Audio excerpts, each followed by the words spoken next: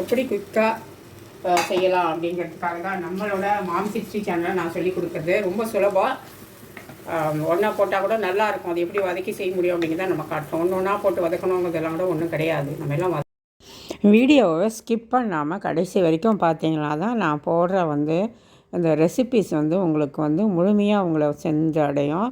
அப்போ தான் நீங்கள் ஏதாவது ஒரு என்னால் ஏதோ ஒரு டிஷ்ஷை நீங்கள் கற்றுக்கிட்டீங்க அப்படிங்கிற ஒரு மன திருப்தியும் எனக்கு இதனால் ஏற்படும் அப்படின்னு நான் நினைக்கிறேன். அதுக்காக சொல்கிறேன். வீடியோ கொஞ்சம் லென்த்தாக இருந்தாலும் ஸ்கிப் பண்ணாமல் பாருங்கள்.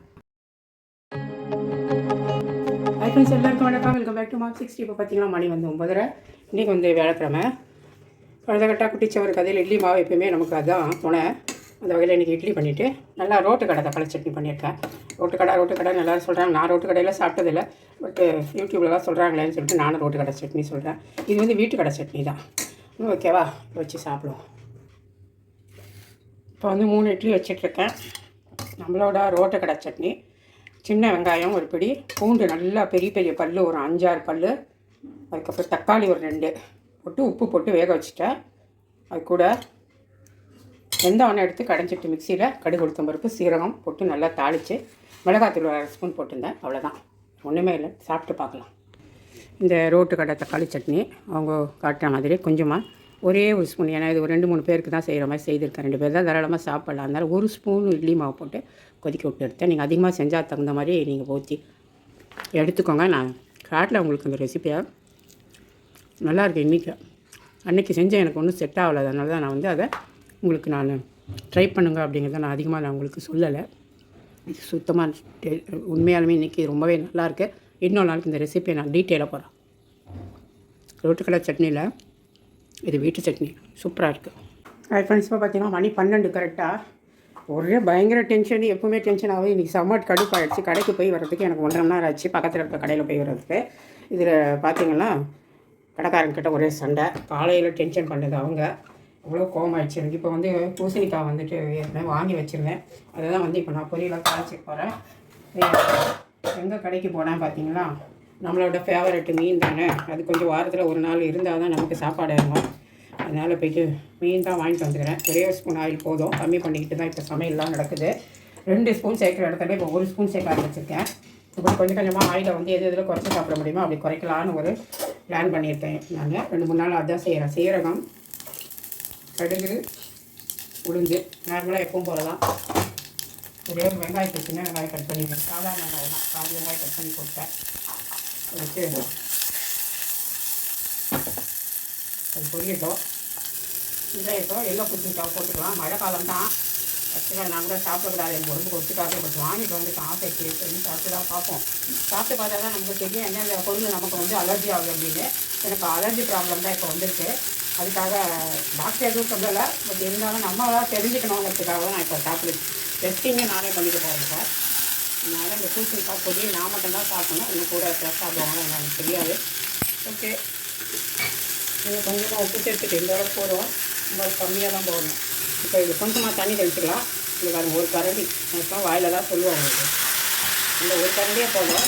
க்ளோஸ் பண்ணிடலாம். க்ளோஸ் பண்ணிவிட்டு ஒரு விசில் வச்சு எடுத்துக்கலாம். நான் இன்றைக்கி தோலோட தான் போட்டிருக்கேன். தெரியுதா பாருங்கள். நீங்கள் இப்போ நினைக்கலாம் என்ன தோலோட போட்டிருக்கேன்னு. ஒன்றும் இல்லை, அது வெந்துடும். இதை நான் எங்கள் மாமியார் தான் அப்படி போடுவாங்க. விசில் போட்டுடலாம். இங்கே நான் இப்போ தான் 12 மணிக்கு தான் அரிசி கழுவியே வச்சேன். 12க்கு தான் கரெக்டாக உள்ளே இது 12 5 நிமிஷம் போது பார்த்துருப்பீங்க. டைம் இப்போ 12. இங்கே பார்த்திங்களா, உள்ளே சரியான காற்று. மழை வரல, பட் காற்று பயங்கரமாக அடிச்சுருந்தது. கடைக்கு போயிட்டு இதெல்லாம் கொஞ்சம் வாங்கிட்டு வந்து வச்சுருக்கேன். வாழைப்பழம், கற்பூர வாழை அன்றைக்கி சீப்பாக இருந்தது. இன்றைக்கி பார்த்திங்கன்னா கொஞ்சம் ரேட் ஜாஸ்தி. ஓகே, பரவாயில்ல, வாங்கிட்டேன். அதுக்கடுத்து இட்லி மாவு, வெங்காயம் ஒன்று உள்ள 62 ரூபானா வெளியில் ஒரு 50 ரூபா, 52 ரூபா, 10 ரூபா கம்மி. இந்த வெங்காயம் கொஞ்சம் பெருசாக இருந்தால் 10 ரூபா கூட. இதெல்லாம் கொஞ்சம் வெளியில் போடுவாங்க கொஞ்சம். அதெல்லாம் வாங்கிட்டு வந்தேன். இல்லைனா ஒரு வாழைக்காய் 12 ரூபா இருக்கும். ஒன்று 5 ரூபாய்க்குன்னு மாதிரி கொடுத்தாங்க. ஓகேன்னு வாங்கிட்டேன். அந்த கடையில் தான் இப்போ சண்டையே எனக்கு. அப்புறம் இட்லி மாவு, அப்புறம் இந்த வெள்ளரிக்காவும் கொஞ்சம் வெளியே போட்டிருந்தாங்க. அதெல்லாம் எவ்வளோ ரேட்டு? 15 ரூபாய் எவ்வளோ தான். இதெல்லாம் கூட அதுமாரி கொத்தவரங்காவும் ஒரு 4 ரூபா 5 ரூபா தான். அடுத்து இந்த காலிஃப்ளவர் பார்த்திங்கன்னா 15 ரூபா ரெண்டும் சேர்த்து. அதனால் இவ்வளோ நேரம் போராடி வாங்கிட்டு வந்துட்டு அடுத்து அதையெல்லாம் இன்னும் நான் எடுத்து வைக்கணும். எவ்வளோ வேலை எனக்கு இருக்குது. அதான் எனக்கு தான் சொல்லியிருக்கிறேன். ஒருத்தரமே ஒரு சின்ன பூண்டோட உரிச்சு தர மாட்டாங்க எங்கள் வீட்டில். உங்கள் வீட்டில் அந்த மாதிரி நீங்கள் கஷ்டப்படுறவங்க அத்தனை பேரும் எனக்கு ஒரு லைக்கு ஷேரு சப்பு கண்டிப்பாக பண்ணுங்கள். ஏன்னா நம்ம கஷ்டம் நமக்கு மட்டும்தான் தெரியும். என்ன வாங்கிட்டு வந்திருக்கேன் அந்த இங்கே வந்துட்டு இங்கே வேறு இப்போ வாங்குகிற கடையில் வாங்காத நான் வேறு சைடு போயிட்டேன் இன்றைக்கி. சரி ஃபோன் வாங்கிட்டேன். இது வந்து அரை கிலோ வந்து 50 ரூபா, இது கிலோ 100 ரூபா. அரை கிலோ கம்மி வாங்க முடியாது, கொடுக்க மாட்டாங்கங்கிறதுக்காக நான் வாங்கினேன். இல்லைனா 1/4 கிலோவே எனக்கு போதும். அடுத்து பார்த்திங்கன்னா இங்கே வேறா இவங்களுக்கு ஏன்னா எங்கள் வீட்டில் 2 செலவு எப்பவுமே இருக்கும்ல, அந்த மாதிரி அவங்க இந்த மீன் சாப்பிட மாட்டாங்க. அப்புறம் அவங்களுக்காக வந்து வீட்டில் இருக்கிற பசங்களுக்காக அரை கிலோ இறா வாங்கிட்டு வந்திருக்கேன். இது வந்து அரை கிலோ 140, அது அரை கிலோ 50. இன்றைக்கி 190 ரூபாயிலே இதை முடிச்சுட்டு வந்துட்டேன். பரவாயில்லையாட்டா இருக்குது, பார்க்கலாம் என்ன செய்யலாம். வந்து இறா தண்ணியில் போட்டேன். நான் தான் க்ளீனிங்கும் நான் தான் பண்ண போகிறேன். இறா க்ளீன் பண்ணி எடுத்துடலாம். இறா வந்து க்ளீன் பண்ணி எடுத்துகிட்டேன் ஒரு 15 நிமிஷத்துலேயே. இங்கே பாருங்கள் கரெக்டாக நான் 12:05 ஒன்று காமிச்சேன். க்ளீன் பண்ணி நானே தான் எடுத்துட்டேன். 1/2 கிலோ இறா தான் அவசரமாக. இப்போ வந்து பூசணிக்காவை வந்து ஓப்பன் பண்ணிவிட்டேன் ஒரு விசில் வச்சு. தோலோடு போட்டதுனால ஒரு விசில் இல்லை, நீங்கள் ஒரு விசிலாக வைக்க வேண்டாம். உங்களுக்கு கஷ்டமாக வந்து இங்கே ஓப்பன் பேன்லேயே செஞ்சுக்கலாம். இதுக்கு நான் வந்து காரம் எதுவுமே போடல, உப்பு மட்டும் போட்டிருக்கேன். இது கொஞ்சம் வச்சுட்டோம். இங்கே வந்து நம்ம இறாக்கு வறுக்க தான் போகிறோம். அதனால் வந்துட்டு ஒரு 3 வெங்காயம் எடுத்து வச்சுருக்கேன். ஒரு பெரிய தக்காளியாக 1 அதுவும் கட் பண்ணிப்போம். வெங்காயத்தையும் கட் பண்ணிக்கலாம். 3 வெங்காயம் தொக்கு வேணும் அப்படிங்கிறதுக்காக. இல்லாட்டி நீங்கள் வந்து ஒரே ஒரு வெங்காயம் போட்டால் கூட போகிறோம். பிரான் தொக்கு தான், இறால் தொக்கு. அது நல்லா பொடிசாக வெட்டணுன்றது இல்லை, நல்லா நீளமாக கூட வெட்டி போட்டுக்கலாம். வதக்கி தான் போட போகிறோம். இதையும் கட் பண்ணி எடுத்துக்கிறேன். இது கூட வந்துட்டு 2 வெங்காயமும் 1.5 தக்காளி போட்டுருக்கேன். கூட ஒரு உருளைக்கிழங்கு எடுத்துக்கிறேன் வறுக்கிறதுக்கு. இது ஏன்னா என் பொண்ணு சாப்பிடுவா உருளைக்கிழங்கு, ரைஸ் எடுக்காததுனால அவளுக்கு இந்த உருளைக்கிழங்கு கொஞ்சம் போட்டு கொடுத்துடலாம். அவ்வளோதான். வெங்காயம் அப்படி கட் பண்ணிப்போம். போதும். இஞ்சி பூண்டு பேஸ்ட் போட்டுக்கலாம். இப்போ வந்து இது வந்து நல்லா தண்ணியெல்லாம் வச்சிடுச்சு. சும்மா ஒரு 30 செகண்ட் தான் வச்சேன். இப்போ நான் காரம் அதில் சேர்க்காதனால நான் என்ன செய்ய போகிறேன் பார்த்தீங்கன்னா, இது இட்லி மிளகாய் பொடி வச்சுருக்கேன். இதில் ஒரு சின்ன ஸ்பூனில் அவ்வளோ போதும், அரை ஸ்பூனே போதும். அதில் இருக்க காரம் அதில் இருக்கிறதே போதும். அப்படியே ஸ்பூனில் வச்சு எடுத்துக்க வேண்டியதான். நான் தேங்காயெலாம் எதுவும் சேர்க்கலை. இப்போ வந்து நான் பவுல் சேஞ்ச் பண்ணிட்டேன். நம்மளோட எள்ளு பூசணிக்காய் பொரியல் ரெடி ஆகிடுச்சு. நம்ம ஒரே ஒரு இந்த பொடியை வச்சு நம்ம பல இதில் சேர்க்கலாம். அதை வந்து பஞ்ச பூசணிக்காய் பொரியல் ரெடி. இப்போ வந்து ஒரு மண்சட்டியில் வந்து எண்ணெய் ஊற்றிட்டேன். வீட்டில் பார்த்தீங்கன்னா இடமே கிடையாது சமையல் பண்ண. அதில் யூடியூப் வேறு வச்சுருக்காங்க, சேனல் வச்சுக்கோங்க. கடுகு எப்பவும் போல் நம்மளோட சீரகம் 2 போதும். பொரியட்டும். நம்ம இதில் வந்து இறாதான் தாளிச்சுக்க போகிறோம். இப்போ எல்லாமே பொரிஞ்சிடுச்சு. இதில் வந்து நம்ம கட் பண்ணி வச்சுருக்க வெங்காயம், தக்காளி, கொத்தமல்லி, உருளைக்கிழங்கு, இன்னும் எல்லாத்தையும் போடுறாங்களே பார்த்துக்கோங்க. அது ஒன்றும் ஆகாது, நல்லா தான் இருக்கும். எல்லாம் நம்ம வதக்கி விட்டுருந்தா வேக வைக்க போகிறோம். மொத்தமாக ஒரே டைமில் அது வதங்கிக்கும். இப்போ இதுக்கு தேவையான உப்பு மட்டும் சேர்த்துக்கலாம். நான் இந்த ஸ்பூனில் ஒரு தலைக்கட்டி கழுவி போட்டுக்கிறேன். இது அப்படியே மூடி வைக்கலாம். கொஞ்சம் வதங்கட்டும். அதுக்கப்புறம் நான் மசாலா போட்டு எல்லாமே சேர்த்துக்கலாம். இங்கே வந்து ரசம் பொங்கி வந்துடுச்சு. ஸ்டவ் ஆஃப் பண்ணிவிட்டேன். இங்கே வந்து ரசம் ஊற்றுற கிண்ணத்துலேயே எப்படி நம்ம வந்து ஒரே பாத்திரத்துலேயே ஈஸியாக செய்யலாம். அப்படி தான் வீட்டில் பண்ண ரசம் பொடி தான் வச்சுருக்கேன். அதில் வந்து ஒரு பெரிய ஸ்பூன் வந்தால் ஒரு ஸ்பூன், சின்ன ஸ்பூனாக 2 போட்டுக்கோங்க போகிறோம். ரசத்தை எடுத்து ஊற்றிக்கலாம். நம்மளோட ரசம் வந்து ரெடி ஆகிடுச்சு. இதில் வெறும் புளி தண்ணி, தக்காளி, உப்பு கரைச்சி விட்டுட்டு அவ்வளோதான். ரசம் பொடி போட்டு இறக்கிட்ட கடுகு போட்டு அழைச்சிட்டு பூண்டு மட்டும் தட்டி போட்டுருக்கேன். அவ்வளோதான். நம்மளோட ரசம் வந்து ரெடி ஆகிடுச்சு. சூப்பரான ஒரு வீட்டில் செஞ்ச ரசம் பொடி ரசம் அப்படி மூடி வச்சுருவோம். இப்போ ஓப்பன் பண்ணிட்டா வதங்கிடுச்சு. ஒரு 5 நிமிஷமாக இஞ்சி பூண்டு பேஸ்ட் வந்து ஒரு ஸ்பூன் போடுறேன். அரை கிலோ இறாதான போதும். சின்ன ஸ்பூன் தான், ஒரு முழுசாக ஸ்பூன் போட்டேன். இதை வதக்கி விட்டு இதே மசாலா பொடியெல்லாம் சேர்த்து விட்டுருவோம். உருளைக்கிழங்கு வந்து இது கொஞ்சம் வேகணும். கொஞ்சம் தான் வெந்துருக்குது. இது வந்து மசாலா பவுடர் சேர்த்துப்போம். மஞ்சத்தூள், மிளகாய்த்தூள் வந்து சரி நான் எதையோ எடுத்து போட போகிறேன். இதுதான் ஒரே இதில் வச்சுட்டு அதுவாக சொல்ல யோசிக்க வேண்டியது. அது டென்ஷனில். மிளகாய்த்தூள் சின்ன ஸ்பூனில் 1.5 ஸ்பூன் போட்டுக்கலாம். தனியா பவுடர் 1 ஸ்பூன். அதுக்கடுத்து இந்த காஷ்மீரி சில்லி பவுடர் குட்டி ஸ்பூனில் 1 ஸ்பூன். அவ்வளோதான். உப்பு நம்ம சேர்த்துட்டோம். எப்படியே மிக்ஸ் பண்ணி விட்டுட்டு நம்ம எடுத்து வச்சுருக்க இப்போ இறாவை சேர்த்துருவோம். வாஷ் பண்ணி வச்சுருக்க இறா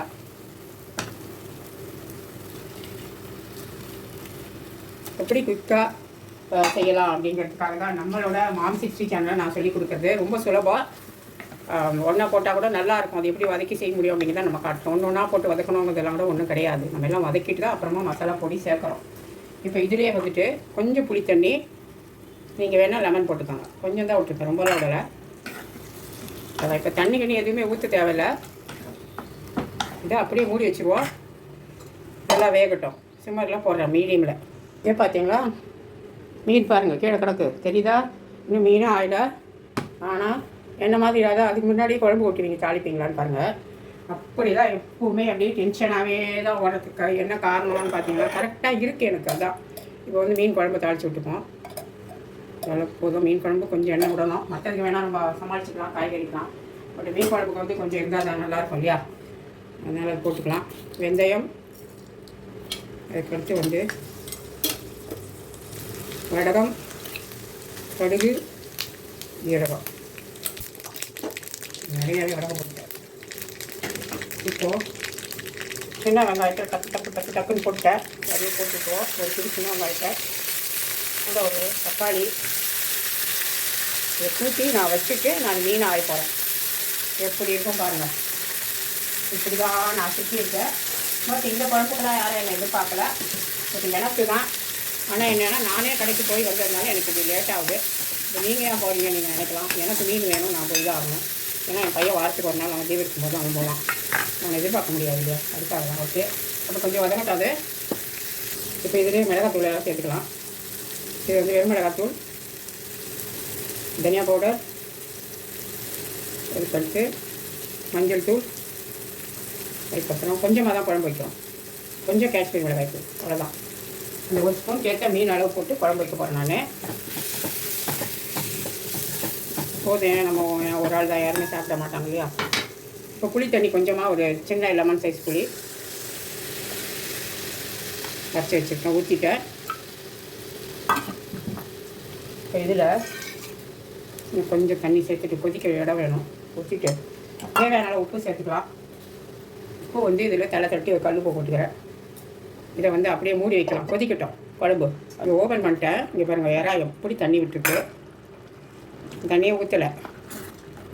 அதனால் இப்போது ஓரளவுக்கு இறா வந்து குக் ஆகிட்டுருக்கும். இப்போ வந்து ஃபுல் ஃப்ளேமே போட்டு விட்டுடலாம்.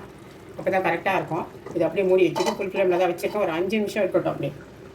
இப்போ பார்த்தீங்கன்னா மீன் குழம்பு கொதித்து வர்றதுக்குள்ளே நானே தான் மீன் ஆஞ்சேன்.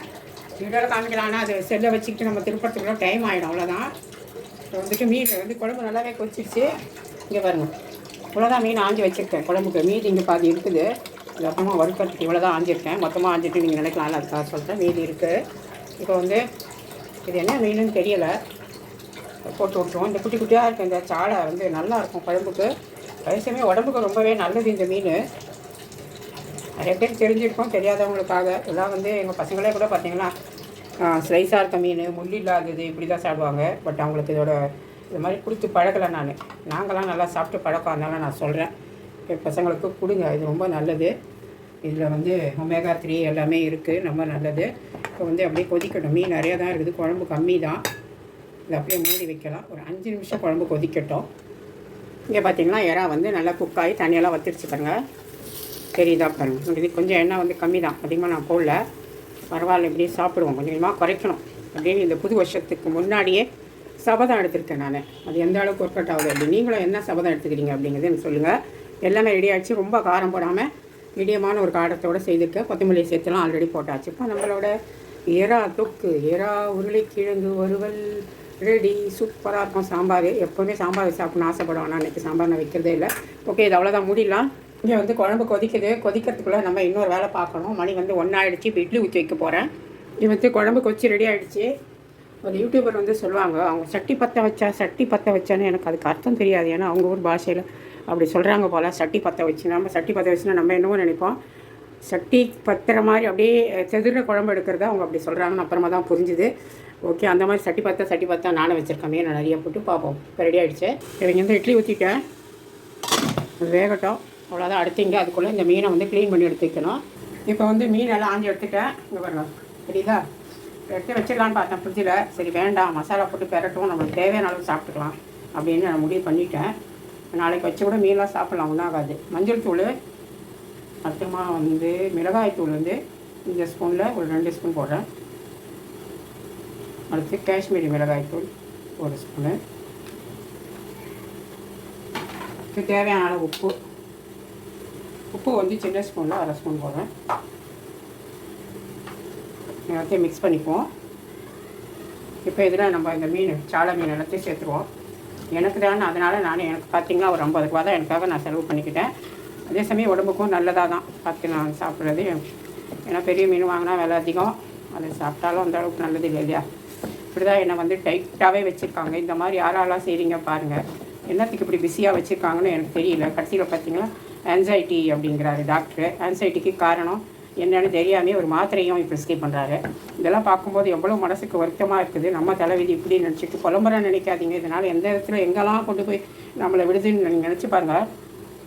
நீங்கள் யாராவது இந்த மாதிரி உங்களை வச்சுருக்காங்களா பாருங்கள். தப்பத்துலேருந்து இதே மாதிரி பண்ணி நம்மளுக்கு பதட்டமாகவே இருந்து பழகி போயிடுச்சு. என்ன பண்ணுறது, நம்ம தலையெழுத்து இப்படி. ஓகே, பெரட்டிட்டேன், அது அப்படியே இருக்கட்டும், கொஞ்சம் ஊறட்டும். நீங்கள் பார்த்தீங்களா சிங்க் எப்படி இருக்குது பாருங்கள். இதெல்லாம் கொண்டு போய் கொட்டிட்டு சிங்கை க்ளீன் பண்ணி வச்சுட்டு அதுக்கப்புறம் தான் வந்து நான் லஞ்ச் பாக்ஸ் கட்டணும். இல்லையெல்லாம் வெந்துருச்சிங்க பாருங்க. எப்படி வீட்டுக்குள்ளேயே கடை வச்சுருக்கேன் பார்த்தீங்களா.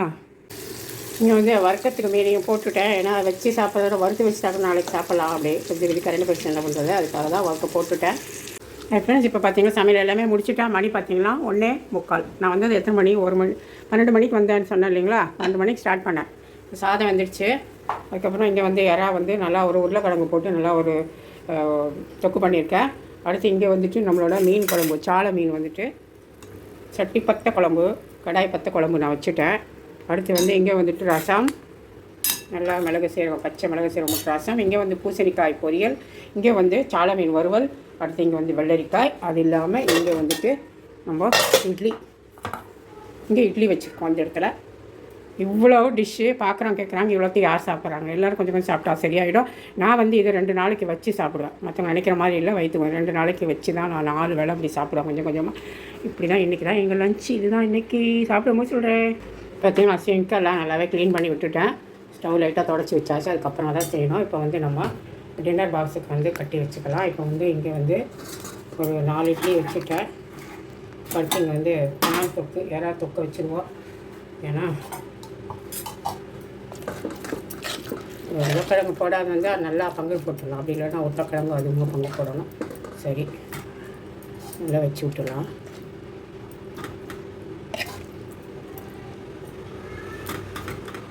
போதும்னு நினைக்கிறேன். என் பொண்ணுக்கு வேறு உருளைக்கிழங்கு அதிகமாக வேண்டாம் அப்படின்னா கம்மியாக போடுறது. இங்கே வந்து இங்கே வந்து டின்னர் பாக்ஸுக்கு ஒரு 4 இட்லி தொக்கம் வச்சுட்டேன். இங்கே வந்து என் பொண்ணுக்கு வைக்கிறேன். அவளுக்கு ஒரு தொக்கு நிறைய சாப்பிடுவாள். அதனால் அவளுக்கு கொஞ்சம் ஜாஸ்தியாக வச்சு விடுவோம். சாப்பாடு சாப்பிட மாட்டாள், இது மட்டுமே சாப்பிடுவாள். சரி, சாப்பிட்டு நம்ம என்ன பண்ண முடியும். இங்கே உருளைக்கிழங்கு வேறு இன்னுமே நிறைய இருக்குது. இப்போ அவளுக்கு 2 வெள்ளரிக்காயை வச்சு விட்டுட்டு இங்கே வந்து பூசணிக்காய் பொரியலை மறந்துட்டேன். அதே அவள் பொண்ணுக்கு வச்சுட்டு அதே அவளுக்கு போது சாப்பிட்டுப்பா. ஃப்ரெண்ட்ஸ், இப்போ பாருங்கள் மணி வந்து 2:15. எல்லா வேலையும் முடிச்சுட்டு இப்போ தான் போய் குளிச்சுட்டு வந்து நான் சாப்பிட போகிறேன். அதாவது வந்து ஒரு 7:30 மணிக்கு எழுந்திரிச்சேன்னா இப்போ வந்து இவ்வளோ நேரமும் உட்காரவே இல்லை. பார்த்தீங்களா, முதுகு அப்படி வலிக்குது.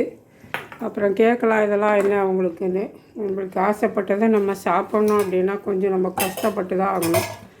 அதுக்காக தான் இந்த கஷ்டம். இப்போ வந்து நம்ம சாதம் தள்ளி வச்சுக்குவோம். என்ன ஆக போதோ தெரிஞ்சு பயந்து தான் சாப்பிட்றேன். கடவுள் மேலே பாரத்தை போட்டு. ஒரு ஆள் வந்து ஒரு வேளை சாப்பாடு நல்லா சாப்பிட்டு கூட கொடுப்பனை இல்லாத பாவி.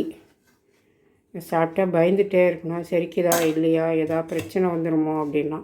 நான் இப்படி அகலமாக பரத்தி வைக்கிறேன், நீங்கள் நினச்சிக்காதீங்க. பார்க்குறவங்க இவ்வளோ சோறு தின்றாங்கன்னு. நான் கையால் வச்சு பரத்தி வச்சுருக்கேன், ஏன்னா வீடியோக்காக. அடுத்து இங்கே வந்து நம்மளோட சாலை மீன் வறுவல் 3 எடுத்து வச்சுக்கிட்டேன். சின்னது தான், அது ஒன்றும் இல்லை, சாப்பிட்லாம். பெரிய துண்டாக தான் 4-5 துண்டெல்லாம் நம்ம சாப்பிடக்கூடாது, நம்ம உடம்புக்கு நல்லது இல்லை, அது எல்லாருக்கும் தெரியும். இங்கே வந்துட்டு ஒரு வெள்ளரிக்காயை வச்சுக்கிறேன். அடுத்து நம்மளோட ஃபேவரட் வந்து இந்த பூசணிக்காய் பொரியல். அதுக்காக நான் போனால் தான் இதெல்லாம் வாங்கிட்டு வரேன். பையன் போனால் முக்கால்வாசி எப்போ தான் கிடைக்கும், வாங்க மாட்டான். அதுக்காக நான் எனக்கு தேவையான காய்கறியை நான் வாங்கி வச்சு சாப்பிட்டுக்கிறது. வாங்கக்கூடாதுன்னு இல்லை, ஏதோ அவன் தேவைப்பட்டதை வாங்கிடுவான். கேட்டால் வாங்கி தருவான், நான் சொல்கிறது இல்லை, அதுதான் விஷயம். இப்போ வந்து நம்ம இந்த சட்டி பத்த மீன் குழம்புன்னு சொல்லுவாங்க இல்லையா, ஒருத்தர் சேனலில் அவங்க சொல்கிறது, அவங்க அப்படி அதை பற்றி பெருமையாக தான் வந்து மீன் குழம்பு என்ன மாதிரி ஆள் போல் இருக்குது அந்த அம்மா. அவங்க பார்த்திங்கன்னா அவ்வளோ ஒரு பிடிச்ச மாதிரி அதை சொல்லுவாங்க. அவங்க கொஞ்சம் எங்கேஜாக இருக்காங்க, சொன்னால் நல்லாயிருக்கும். நம்ம வந்து அப்படி சொன்னோன்னு வைங்களேன், அப்புறம் அதுக்கு வேறு ஏதாவது சொல்லுவாங்க. நமக்குமே அவ்வளோ ஒரு ஃபேவரட் தான் மீன் குழம்பு. மீன் டிஷ்ஷெல்லாம் ரொம்பவே பிடிக்கும். ஓகே, சட்டி பற்ற மாதிரியே நான் கடாய் பற்ற வச்சுருக்கேன். பார்த்தா தெரியுத பாருங்கள். பார்க்கும்போது அப்படி குழம்பு பார்த்திங்கன்னா ஒரு கப்பு குழம்பு தான் இருக்கும். முதல் வேலைக்கு ஊற்றி சாப்பிட்ருவோம். அதுக்கப்புறம் நம்ம பிடிச்சா சாப்பிடுவோம், பிடிக்காகட்டி எடுத்து வச்சுக்கோம். இப்போ போய் சாப்பிட்லாம். இப்போ பார்த்திங்கன்னா வெளியில் வந்து நல்ல கூலிங்காக இருக்குது. கொஞ்சம் லைட்டாக மழை தூரிச்சு. சாதம் வந்து இப்போ வரைக்கும் சூடாக கொதிக்க தான் இருக்குது. எனக்கு அந்த சூடு பற்றலை. உங்களுக்கெல்லாம் பத்துமா என்னன்னு சொல்லுங்கள். ஏன்னா இப்போ நான் அதுக்காக குழம்பை வந்து நல்லாவே சூடு பண்ணிட்டு வச்சுட்டு வந்து தான் இப்போ சாப்பிட்றேன். பிசைஞ்சு சாப்பிட்டு பார்த்துட்டு நம்ம எப்படி இருக்க சொல்லலாம். நான் இறா வச்சுட்டு வரல, நைட்டு தான் சாப்பிடுவோம். ஓகேவா? நம்ம வந்து இந்த குழம்பு கூட இந்த சாலை மீனை வச்சு சாப்பிடுவோம். இந்த இருக்க முள் வந்து இருக்கா, சின்ன பசங்களுக்கு கூட கொடுக்கலாம். அந்த அளவுக்கு நல்லாயிருக்கும் மீன், ரொம்ப நல்லாயிருக்கும். இன்னும் குழம்பு சாப்பிட்டு பார்க்கலாம்.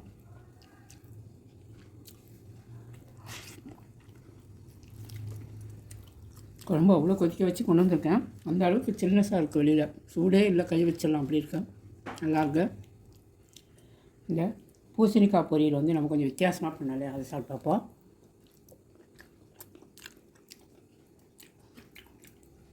அதுவுமே நல்லாயிருக்கு. வந்து காரம் எதுவுமே போடல, வெறுமனே இட்லி மிளகாய் பொடி மட்டும் சின்ன ஸ்பூனில் தூவி இறக்கிட்டேன். நான் பார்த்துருப்பேன். மைல்டான நல்லாயிருக்கு, பசங்களோடு சாப்பிட்லாம்.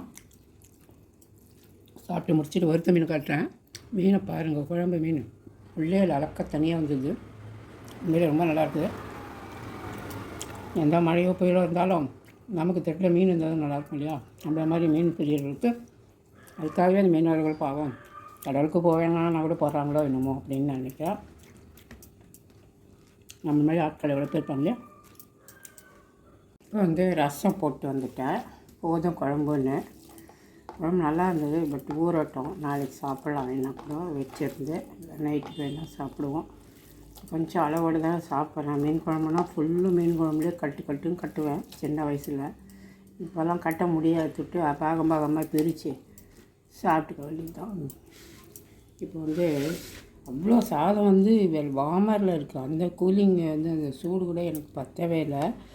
இது வந்து என்ன மீனுன்னு எனக்கு தெரியல, இப்படி இருக்குது. சரி கொடுங்கன்னு கேட்டு வாங்கிட்டு வந்தேன். சாப்பிட்டு பார்க்கலாம் எப்படி இருக்குன்னு.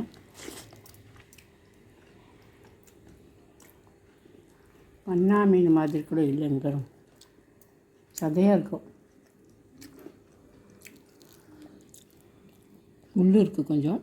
இந்த மீன் தெரில.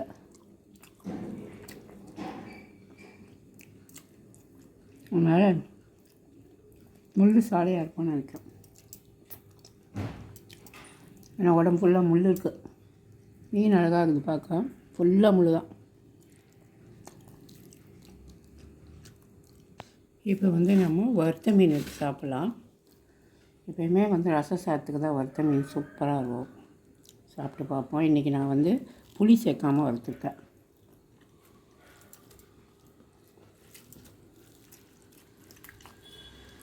நல்லாயிருக்கு. ஆனால் நான் எலுமிச்சம்பழம் கொஞ்சம் பிழிஞ்சு விட்டேன், அதனால் நல்லாயிருக்கும்.